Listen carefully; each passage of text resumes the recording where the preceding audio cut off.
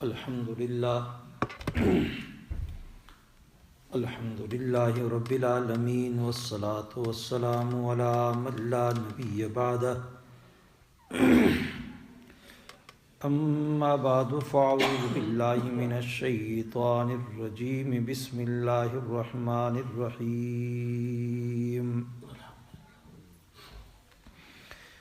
یا ایہا الذین آمنوا اذا تناجیتم فلا تتناجوا بالاثم والعدوان ومعصیۃ الرسول وتناجوا بالبر والتقوى واتقوا اللہ الذی الیہ تحشرون انما النجوى من الشیطان لیحزن الذین آمنوا وليس بضارهم شيئا إلا بإذن الله وعلى الله فليتوكل المؤمنون يا أيها الذين آمنوا إذا قيل لكم تفسحوا في المجالس فافسحوا يفسح الله لكم وَإِذَا قِيلَ انشُزُوا فَانشُزُوا يَرْفَعِ اللَّهُ الَّذِينَ آمَنُوا مِنكُمْ وَالَّذِينَ أُوتُوا الْعِلْمَ دَرَجَاتٍ وَاللَّهُ بِمَا تَعْمَلُونَ خَبِيرٌ صدق اللہ العظیم۔ میرے نہایت قابل قدر مسلمان بھائیوں، بزرگوں، گھر میں سننے والی میری مسلمان ماؤں بہنوں، آپ حضرات کے سامنے یہ سورہ المجادلہ 28واں پارہ آیت نمبر 9 سے لے کر آیت نمبر 11 تک تلاوت کی ہیں۔ رب العالمین سے دعا ہے اللہ ان آیات کا صحیح مطلب سمجھانے کی توفیق عطا فرمائے، اور رب العالمین ہم سب مسلمانوں کو صحیح معنوں میں دین اسلام کی سمجھ اور اس کے اوپر عمل کی توفیق عطا فرما دے۔ اس سے پہلی والی آیتیں جو پچھلے درسوں کے اندر گزری، اس میں یہ بات گزری آپ حضرات کے سامنے کہ جو لوگ اللہ اور اس کے رسول سے دشمنی کرتے ہیں یا ان کی مخالفت کرتے ہیں، اللہ رب العالمین ان کو ذلیل کرے گا۔ یہ قاعدہ قانون ہے اللہ کا جو سابقہ انبیاء سے چلتا آیا محمد الرسول اللہ صلی اللہ علیہ وسلم تک۔ پھر آگے رب العالمین نے ارشاد فرمایا کہ رسول اللہ صلی اللہ علیہ وسلم کے اوپر جو ہم نے کتاب اتاری یا جو نشانیاں ان کو دی ہیں، دلائل دیے ہیں، وہ کلیئر ہیں، صاف ستھرے دلائل ہیں، یعنی ایسی دلیل نہیں جس کا انکار کیا جا سکے، لیکن اس کے باوجود بھی اگر کوئی انکار کرتا ہے تو پھر ایسے منکرین کے لیے رسوا کن عذاب ہوگا۔ پھر آگے رب العالمین نے فرمایا کہ قیامت کے دن ایسے منافقین کو جو اللہ اور اس کے رسول کی مخالفت کرتے ہیں، ان کو قیامت کے روز سب کو اکٹھا کیا جائے گا، اور پھر ان کی ایک ایک بات جو دنیا میں وہ کیا کرتے تھے، جس کو ہی بھول چکے ہوں گے، رب العالمین نے ان تمام باتوں کو محفوظ کیا ہوا ان کے سامنے لا کر رکھ دیں گے، ساری باتیں سامنے آ جائیں گی۔ پھر آگے رب العالمین نے فرمایا یہ اس لیے کہ واللہ علی کل شیء شہید، اللہ رب العالمین کے سامنے ہر چیز موجود ہے، اس سے کوئی چیز دنیا میں چھپی ہوئی نہیں ہے، ہر چیز اللہ کے سامنے حاضر موجود ہے۔ پھر آگے زجر ہے منافقین کے لیے، منافقین اور وہ لوگ منافق اور وہ لوگ جو اسلام اور مسلمانوں کو ختم کرنے کی سوچتے اور پلاننگیں کرتے ہیں، مختلف ٹولیوں اور گروپوں میں بیٹھ کر اسلام کے خلاف سوچتے اور پلاننگیں کرتے ہیں، تو رب العالمین نے ان کو ڈرایا کہ دیکھو تم جو بیٹھ کے پلاننگیں کر رہے ہو، تم ایک دو بیٹھتے ہو تو تیسرا وہاں پر خدا موجود ہوتا ہے، 3 بیٹھتے ہو تو چوتھا خدا ہے، 4 بیٹھتے ہو تو 5واں خدا ہے، 5 ہے تو چھٹا خدا، یعنی گویا تھوڑی تعداد میں ہو یا زیادہ تعداد میں، جتنے بھی تم بیٹھتے ہو، لیکن تمہارے ساتھ وہاں اللہ تعالیٰ موجود ہوتا ہے، تمہاری ہر پلاننگ سے واقف ہے، واقف ہے تمہاری پلاننگ سے. تو اس لیے تم کہیں بھی چھپ جاؤ لیکن اللہ سے چھپ نہیں سکتے ہو. تو اس لیے تمہاری یہ جو پلاننگ ہے، یہ تمہاری پلاننگ اللہ کی پلاننگ کے مقابلے میں بالکل بیکار ہے. اور رسول اللہ صلی اللہ علیہ وسلم کی موجودگی کے اندر بذریعہ جبرائیل رب العالمین لا کر ناموں کے ساتھ بتا دیتے کہ یہ لوگ بیٹھے ہوئے آپ کے خلاف، ایمان والوں کے خلاف یہ پلاننگیں کر رہے. پھر رب العالمین نے کہا دیکھو اگر تم باز نہیں آتے ہو، اسی طرح اسلام کے خلاف سوچتے ہو، تو تمہاری ہر ادا سے رب العالمین واقف ہے. اس لیے کہ وہ تو سارے زمین اور آسمان کے اندر چھوٹی سی چھوٹی بات کو جان رہے. تمہاری بیٹھ کر یہ کمروں میں بیٹھ کر دو آدمی مختلف جگہوں میں بیٹھ کے تم چھپ چھپ کے بیٹھتے ہو، تم سمجھتے ہو ہمیں کوئی دیکھ نہیں ہے، تیسرا آدمی ہمارے ساتھ اور کوئی بھی نہیں ہے، اللہ کی ذات وہاں موجود ہے. پھر فرمایا ثم ينبئهم بما عملوا یوم القیامہ، پھر رب العالمین قیامت کے روز ان کی تمام سرگوشیوں کے بارے میں مطلع کرے گا اور خبردار کرے گا، بتائے گا کہ یہ کام تم نے کیے. پھر چن کے پکڑ کے جو جتنا بڑا ہوگا ظالم، جتنا بڑا جابر ہوگا، جتنا بڑا سرکش ہوگا، اس کو اس کے مطابق سزا دی جائے گی. پھر آگے رب العالمین نے فرمایا الم تر الی الذین نہوا عن النجوى، منافقین سرگوشیاں کرتے تھے تو رب العالمین نے ان کو منع کیا تھا ایسے کام نہ کرو، لیکن اس کے باوجود وہ کرتے رہے. تو رب العالمین نے ان کو کہا کہ ایسے کام تم کرو گے تو تمہیں اس کی بھی کیا ہے، سزا دی جائے گی، سزا دی جائے گی. پھر رسول اللہ صلی اللہ علیہ وسلم کی مجلس میں جب آتے تو رسول اللہ صلی اللہ علیہ وسلم کو بے ڈنگے انداز میں سلام کرتے، وہ الفاظ استعمال کرتے جو رسول اللہ صلی اللہ علیہ وسلم کو اللہ رب العالمین نے نہیں بتائے تھے. منافقین یعنی جو دل سے ایمان نہیں لائے ہوئے تھے، زبان سے اسلام کی رٹ لگاتے، نام اپنے مسلمانوں کو رکھ دیا کرتے تھے. تو یہ لوگ آتے رسول اللہ صلی اللہ علیہ وسلم کی مجلس میں تو آپ صلی اللہ علیہ وسلم کو سلام کرتے، کہتے السلام علیکم، استغفر اللہ. سام کا معنی موت ہو، تمہیں موت واقع ہو جائے. تو ان الفاظ سے یہ رسول اللہ صلی اللہ علیہ وسلم کو سلام. تو ان کی مذمت کی گئی کہ وَإِذَا جَاءُوكَ حَيَّوْكَ بِمَا لَمْ يُحَيِّكَ بِهِ اللَّهُ. تو یہ وَيَقُولُونَ فِي أَنفُسِهِمْ، پھر اب اللہ رب العالمین کی طرف سے یہ آتے، مجلس میں آتے تو اللہ کی طرف سے ان کو پکڑنا ہوتی تو پھر ڈھنڈورا پیٹتے کہ دیکھو ہم تو رسول اللہ صلی اللہ علیہ وسلم کی گستاخی کر رہے ہیں اور ہمیں کوئی سزا نہیں مل رہی. اللہ رب العالمین کہتا ہے ضروری تو نہیں ہے دنیا میں ہی سزا ملے، ہر کام کی سزا دنیا میں ملے ایسا تو نہیں ہے، بلکہ اس کے لیے آخرت بنائی ہے. وہاں پر جزا و سزا کا دن جو ہے وہ آخرت ہے. تو دنیا میں نہ ملی تو آخرت کے اندر ضرور سزا ملے گی. اور اسی کو رب العالمین فرمایا حسبہم جہنم، ان کا ٹھکانہ کیا ہے پھر جہنم. جو بھی گستاخی کرے گا اللہ کے پیغمبر صلی اللہ علیہ وسلم کی یا کسی رسول کی بھی گستاخی کرتا ہے، گستاخ کی سزا اللہ رب العالمین کے ہاں کیا ہے، اس کے لیے جہنم کی آگ ہے.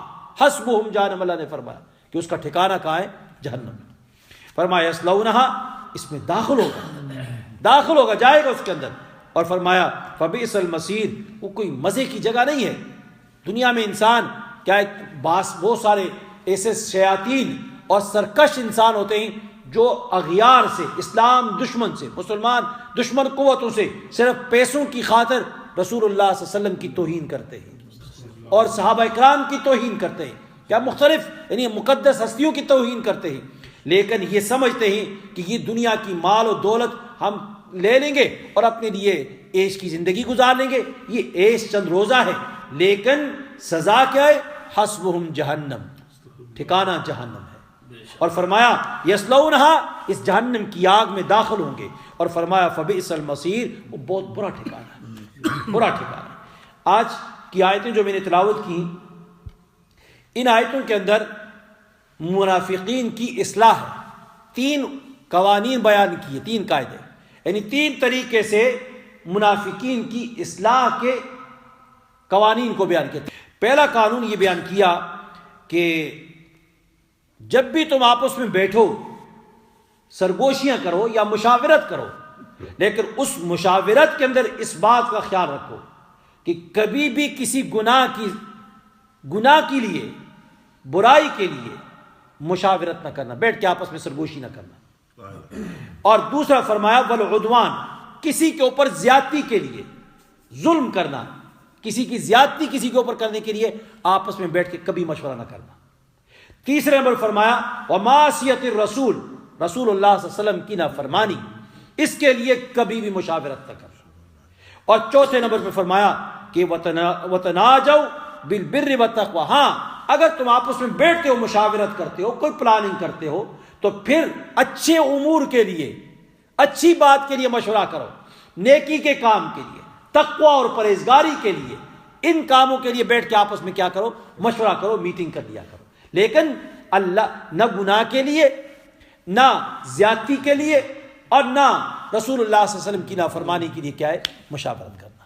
انہی کو اس آیت کے اندر بیان کیا، فرمایا یا ایھا الذین آمنوا اذا تناجیتم فلا تناجوا بالاثم والعدوان، اے ایمان والو اذا تناجیتم، جب تم آپس میں کیا ہے، سرگوشی کرو، سرگوشیاں کرو، اور آج کی زبان میں مجھے کہیں گے میٹنگ کرو، فلا تناجوا بالاسم، تو سو تم میٹنگ مت کرو، سرگوشیاں مت کرو، بالاسم گناہ کی، والعدوان اور زیادتی کی، ومعصیت الرسول اور رسول کی نافرمانی کی، وتناجوا بالبر سرگوشی کرو، میٹنگ کرو، بالبر احسان کی، نیکی کے کاموں کی، والتقوی اور پرہیزگاری کے لیے، واتقوا اللہ الذی الیہ تحشرون، اور ڈرتے رہو، ہمیشہ ڈرتے رہو، جب بھی سرگوشی میٹنگ میں بیٹھو اس وقت بھی دل میں خوف خدا رکھ کے میٹنگ کیا کرو، کبھی بھی کسی کے اوپر ظلم و زیادتی نہیں، نیکی کے کام میں میٹنگ کرو، لیکن وہاں بھی کس سے ڈرتے جاؤ،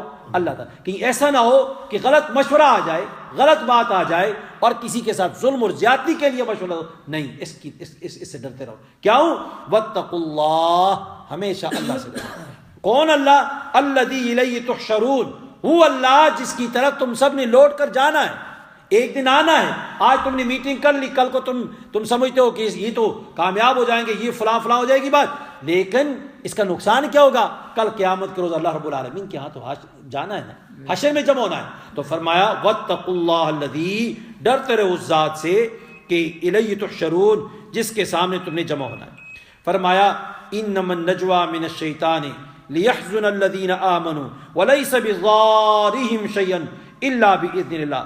فرمایا انما النجوى، بے شک یہ جو میٹنگ ہوتی ہے، سرگوشی جو ہوتی ہے، اگر وہ معصیت الرسول ہو، گناہ کے لیے ہو، مسلمانوں کو تکلیف دینے کے لیے ہو، تو فرمایا یہ جو مشورہ ہوتا ہے، یہ میٹنگ ہوتی ہے، یہ اصل میں شیطان کی طرف سے ہوتی ہے، یہ شیطانی کام ہوتا ہے، شیطان اس کے اوپر لوگوں کو اٹھاتا ہے، ابھارتا ہے، اور پھر ایسی مشاورت ہوتی ہے، ایسی کیا ہے، کانوں میں باتیں ہوتی ہیں اور اس کے لیے میٹنگ ہوتی ہے۔ فرمایا انما النجوى، بے شک اس قسم کی کانا پھوسی، کانوں میں باتیں کریں، سرگوشیاں، من الشیطان، شیطان کی طرف سے ہوتی ہیں۔ شیطان کیوں کرواتا ہے یہ کام؟ لیحزن الذین آمنوا، تاکہ غمگین کریں، رنجیدہ کریں، غم زدہ کریں، کس کو؟ ایمان والوں کو۔ یعنی اس ایسی مشاورت سے تکلیف ہو کس کے؟ ایمان والوں کو۔ منافقین اس طرح میٹنگیں کرتے اور اصل مقصد کیا ہوتا کہ رسول اللہ صلی اللہ علیہ وسلم کو اور صحابہ اکرام کو اس سے کیا ہے؟ تکلیف دے۔ تو رب العالمین نے فرمایا انما النجوى، ایسی میٹنگ شیطان کے، فرمایا ولیس بضارهم شیئا، حالانکہ شیطان بھی سمجھتا ہے اور یہ مشاورت کرنے والے منافقین بھی یہ سمجھتے کہ ہمارے اس پلاننگ سے ہم جب بیٹھیں گے ٹولیوں میں تو اس سے دکھ ہوگی، تکلیف ہوگی کس کو؟ ایمان والوں کو۔ اس کے کس تکلیف کیا ہوگی؟ ایمان والے، وہ پریشان ہوں گے، دیکھو یہ بیٹھے ہوئے کیا مشورے کر رہے ہیں، ہمارے خلاف پلاننگ ہو رہی ہے، کیا پلاننگ ہو رہی ہے کیا؟ تو یہ سے تکلیف، تو ان کا مقصد کیا ہوتا ہے؟ تکلیف دینا۔ تو فرمایا رب العالمین نے ولیس بضارهم، یہ ان کو تکلیف نہیں دے سکتے ایمان والوں کو۔ فرمایا کتنی؟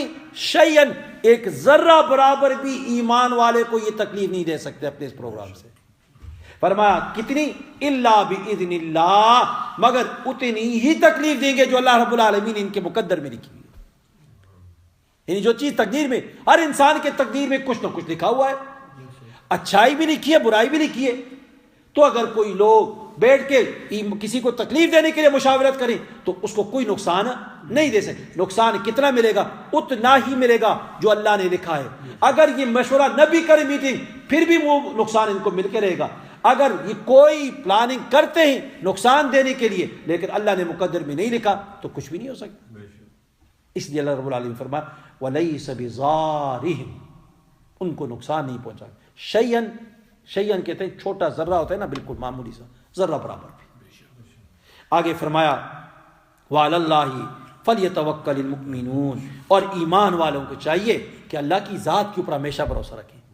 کسی کے اوپر کیا ہے، وہ کہتے ہیں دوسرے کے کاندھے پہ بندوق رکھ کے چلائی تو اس نے کاندھا ہلایا تو کیا ہو جائے گا؟ گولی خطا ہو جائے گی.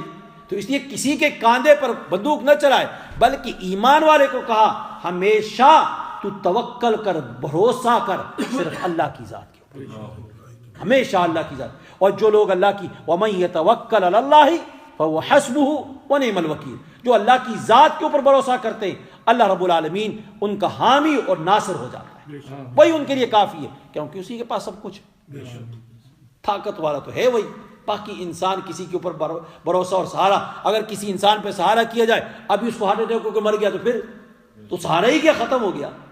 تو اس لیے سہارا سب سے بڑا کون ہے؟ اللہ. تو اس لیے فرمایا وَعَلَى اللَّهِ، اور اللہ کی ذات پر فَلْيَتَوَكَّلِ الْمُؤْمِنُونَ، چاہیے ایمان والوں کو کہ اسی پر بھروسہ کریں. آگے دوسرا قانون بیان کیا یا ایھا الذین آمنوا اذا قیل لکم تفسحوا فی المجالس. رسول اللہ صلی اللہ علیہ وسلم کی مجلس میں لوگ بڑے شوق سے آ کے بیٹھتے تھے، اور اس میں بعض مفسرین نے یہ لکھا کہ منافقین رسول اللہ صلی اللہ علیہ وسلم کی مجلس میں بھی اس طرح آ کے پہلے شروع میں بیٹھ جاتے اور یہ سمجھتے کہ ہم تو رسول اللہ صلی اللہ علیہ وسلم کے بہت زیادہ قریب ہیں، اپنے آپ کو بڑا یعنی کلوز ثابت کرنے کے لیے آ کے بیٹھ جاتے، اور اپنے ایمان یعنی نفاق کو چھپانے کے لیے سب سے پہلے آ کے بیٹھ جاتے. اور رسول اللہ صلی اللہ علیہ وسلم کی عادت مبارکہ یہ تھی کہ جب بھی آپ صلی اللہ علیہ وسلم کی مجلس میں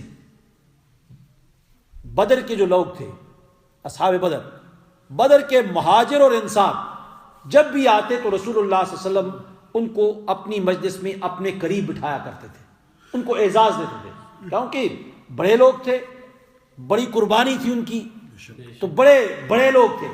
تو ایسے لوگوں کا کیا ہے رسول اللہ صلی اللہ علیہ وسلم احترام کیا کرتے، ان کو اپنی مجلس میں لایا کرتے تھے. تو اسی طرح ہر مجلس میں ہر مسلمان کو چاہیے کہ جہاں بھی کوئی ایسے علم آ جائیں، علم والے ہوں، عمر کے اعتبار سے بڑے ہوں، علم کے اعتبار سے بڑے ہوں، جب بھی کہیں مجلس میں آئیں تو ان کو احترام ان کا کرنا چاہیے، ان کو جگہ دینی چاہیے، ان کی جگہ. تو گویا رسول اللہ صلی اللہ علیہ وسلم کی مجلس میں جب بھی اہل بدر آتے تو رسول اللہ صلی اللہ علیہ وسلم مہاجرین اور انصار کو اپنے پاس بٹھایا کرتے. ایک دن ایسا ہوا کہ رسول اللہ صلی اللہ علیہ وسلم بیٹھے ہوئے تو یہ سارے لوگ آ کے بیٹھ گئے. اب اس کے بعد اصحاب بدر اور تو یہ لوگ انہوں نے سلام کیا رسول اللہ علیہ وسلم کو، رسول اللہ علیہ وسلم نے جواب دیا، پھر انہوں نے مجلس کو سلام کیا، انہوں نے جواب دیا. تو اب کوئی بھی اپنی جگہ سے کھسکا تک نہیں، کوئی بھی اپنی جگہ سے ہلا بھی نہیں.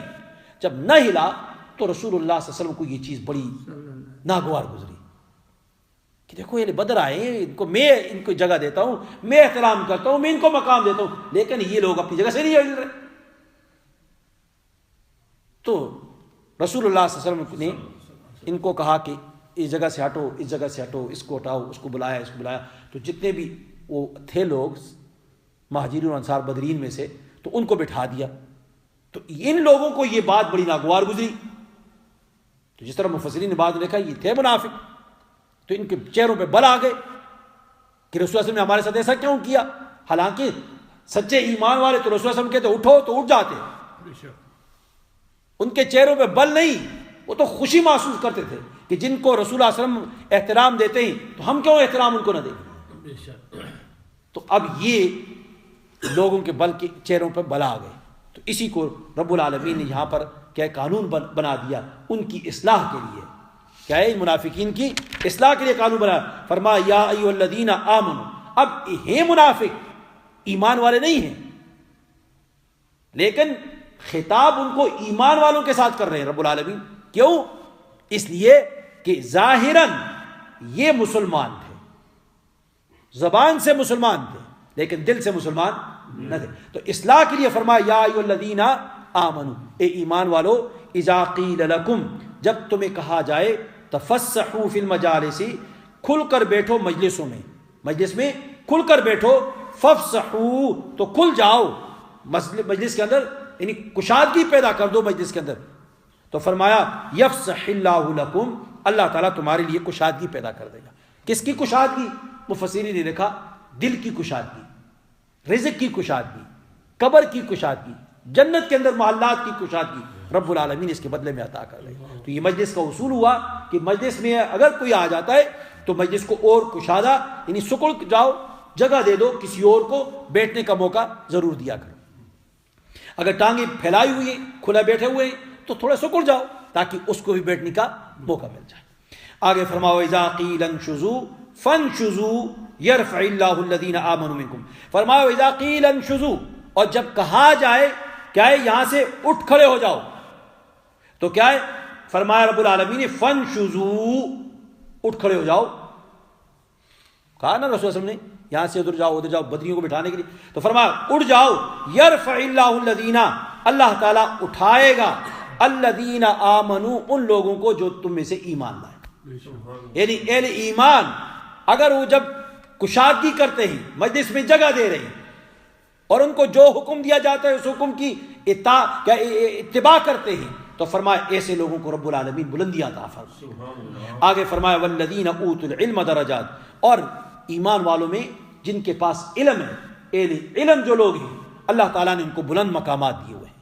یہاں پر علماء کی اور اہل علم کی رب العالمین نے تعریف کی ہے کہ اہل علم جو لوگ ہوتے ہیں رب العالمین نے ان کو بہت بڑا کیا مقام و مرتبہ دیا ہے. رسول اللہ صلی اللہ علیہ وسلم نے حدیث میں یہاں پر بہت ساری حدیثیں اہل علم کی اور علماء کی فضیلت کے لیے جو رسول اللہ صلی اللہ علیہ وسلم بیان فرمائی ہیں.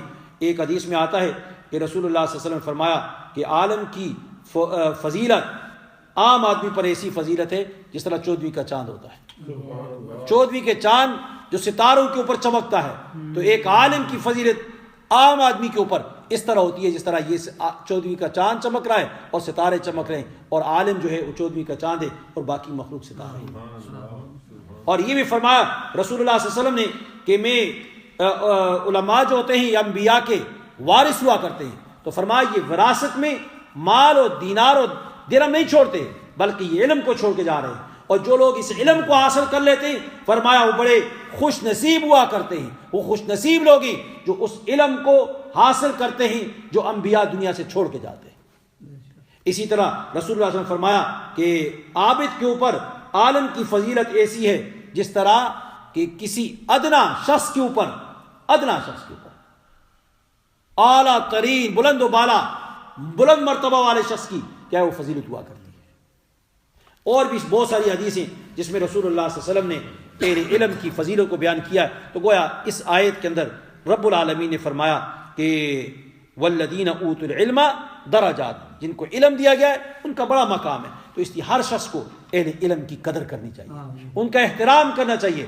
جو لوگ علم والوں کا احترام کرتے ہیں رب العالمین اپنا علم ان کے گھروں میں ضرور منتقل کرتے ہیں، ضرور ان کے سینوں کو کیا ہے علم سے روشن کرتے ہیں. اور اہل علم کی قدر، ان کا احترام، ان کی عزت اور ان کی دیکھ بھال جو بھی کرتے ہیں رب العالمین ان کی دیکھ بھال، ان کا عزت، ان کا مقام، ان کا مرتبہ اللہ رب العالمین بلند فرماتے ہیں. کل قیامت کے روز یہی علماء انبیاء کے ساتھ کھڑے ہوں گے. اہل علم جو ہوتے ہیں یہ وہاں پر جہنمی کھڑے ہوں گے اور انسانوں کو جہنم کی آگ سے نکالیں گے. کوئی مخصوص تعداد نہیں کہ اتنے گنتی کے یہ عالم نکالے گا، نہیں، جس کو جی چاہے گا جہنم کی آگ سے نکال کے جنت میں لے جانا چاہے. تو رسول اللہ صلی اللہ علیہ وسلم کی حدیث مبارکہ کہ مفہوم یہ ہے کہ یہ عالم وہاں انبیاء کے ساتھ کھڑا ہوگا اور وہاں سے جہنم سے نکالے گا.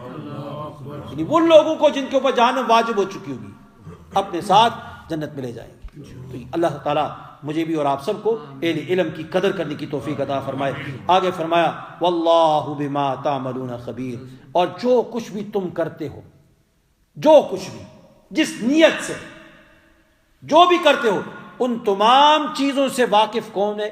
خبردار ہے. فرمایا واللہ، اور اللہ تعالیٰ بما ساتھ اس چیز کے تعملون جو تم کرتے ہو خبیر خبر رکھتا ہے. اللہ تعالیٰ ہر چیز کو کیا ہے جانتا ہے، خبردار ہے. جو انسان جو عمل بھی کرتا ہے جس نیت سے کرتا ہے اللہ تعالیٰ مجھے بھی اور آپ سب کو نیک کام کرنے کی توفیق عطا فرمائے، جو کہا جو سنا اس کی پر عمل کی توفیق عطا فرمائے۔ سبحان اللہ و بحمدہ، سبحان اللہ العظیم، الحمد للہ رب العالمین۔